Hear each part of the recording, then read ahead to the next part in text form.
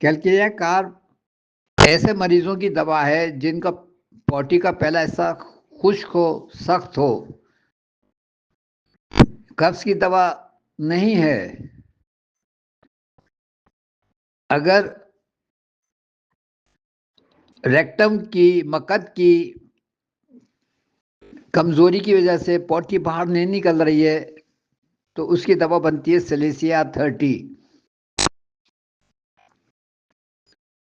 अगर पॉटी करने के बाद मरीज को काफी देर तक दर्द हो तो उसकी दवा बनती है नाइट्रिक एसिड 30। कब्ज के लिहाज से अगर मरीज को खर्राटे लेने की आदत है या उसका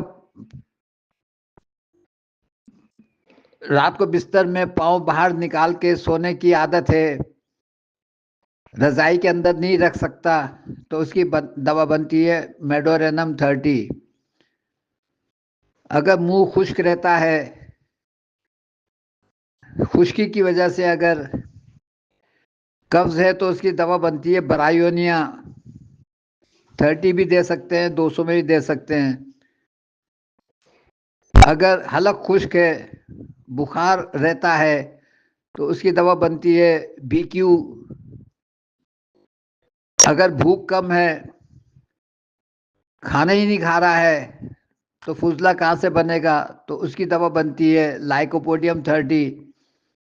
तो अलामात के मुताबिक आप दवा दें ताकि उसका सिस्टम सही हो और कब्ज की शिकायत दूर हो।